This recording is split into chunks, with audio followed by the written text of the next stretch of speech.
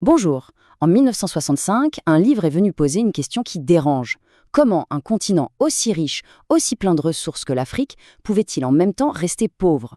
Aujourd'hui, on va décortiquer les réponses, pour le moins explosives, de Kwame Nkrumah dans son ouvrage majeur, Le néocolonialisme, dernier stade de l'impérialisme. Allez, on plonge directement dans le vif du sujet. Le livre s'ouvre sur une énigme, un véritable paradoxe qui, d'une certaine manière, continue de résonner aujourd'hui. Voilà, tout est dit, ou presque. Cette citation, elle pose vraiment le décor. D'un côté, une terre d'une richesse absolument immense, et de l'autre, des peuples qui ne profitent pas du tout des fruits de cette richesse. C'est ce grand écart qui est au cœur de toute l'analyse. Et pour illustrer ça, les chiffres cités dans le livre à l'époque sont assez frappants.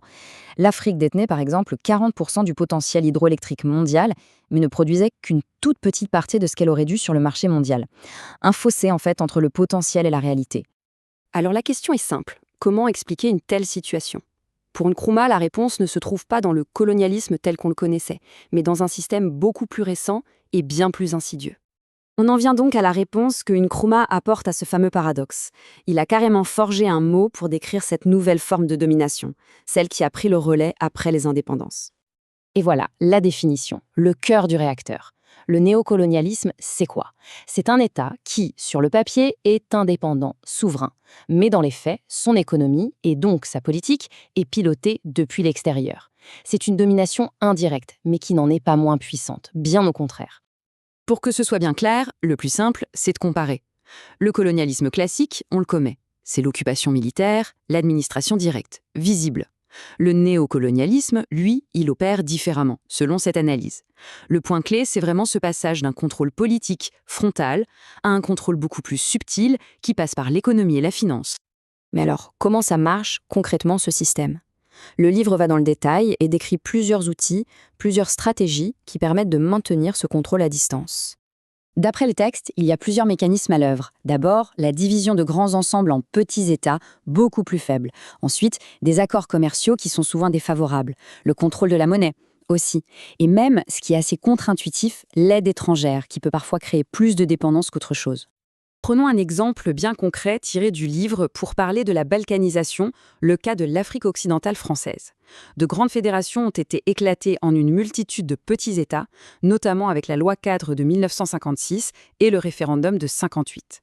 L'idée de l'auteur, c'est que ce processus a considérablement affaibli le pouvoir de négociation de la région. L'analyse de l'aide étrangère est particulièrement acide. L'argument, c'est que bien souvent, cette aide n'est pas un don. C'est plutôt un prêt qui, au final, fait un aller-retour. Il part du pays donateur, passe par l'État africain et y retourne sous forme de profit pour les entreprises du pays prêteur. Un circuit fermé en quelque sorte. Bon, et qui sont les acteurs derrière tout ça? D'après le livre, qui sont les architectes de ce système? L'analyse se penche sur un réseau très dense d'intérêts financiers et industriels. Le texte ne reste pas dans la théorie, loin de là. Il donne des noms. Il décrit une véritable toile d'araignée financière. On y croise par exemple l'Union minière, qui était un acteur absolument majeur au Congo. Ensuite, on a l'Anglo-American Corporation, décrite comme une sorte de pieuvre économique en Afrique australe. Des grandes institutions financières européennes aussi, comme la Société Générale de Belgique, qui se retrouvent, selon le texte, à soutenir de nombreuses opérations sur le continent. Et ça va même jusqu'à des géants américains comme JP Morgan. L'idée, c'est de montrer un système où tous ces consortiums internationaux travaillent de concert, bien au-delà des simples frontières. Alors, ce chiffre, il est tiré du livre et il est vraiment saisissant. Moins 419 millions de dollars. Ça représente la perte nette de capitaux que l'Afrique a subie au profit des entreprises américaines en une seule année. Et ça, c'est en tenant compte des nouveaux investissements et des prêts. En gros, c'est une illustration chiffrée de l'idée qu'il y a un énorme flux de richesses qui sort du continent. Face à ce constat plus qu'au sombre, quelle est la solution qui est proposée? Parce que le texte ne se contente pas d'analyser le problème, il avance aussi une vision très claire pour en sortir. Le mot d'ordre, la clé de la solution, c'est l'unité. L'argument est assez simple au fond. La division rend vulnérable, alors que l'union politique et économique, elle, crée une force capable de négocier d'égal à égal sur la scène mondiale. Et cette vision, elle se décline en étapes très concrètes. Une planification économique pensée à l'échelle de tout le continent, la création d'un marché commun pour booster le commerce entre pays africains, et enfin une monnaie unique gérée par une banque centrale. Le but de tout ça? Renforcer le pouvoir de négociation collectif. L'objectif final, c'est de réorienter toutes ces immenses richesses du continent pour qu'elles servent en priorité au développement de ses propres populations. Et de casser, enfin, ce que l'auteur décrit comme un véritable cycle de dépendance et de contrôle extérieur. Ce texte a presque 60 ans, et pourtant, son analyse résonne de manière assez étrange avec notre époque.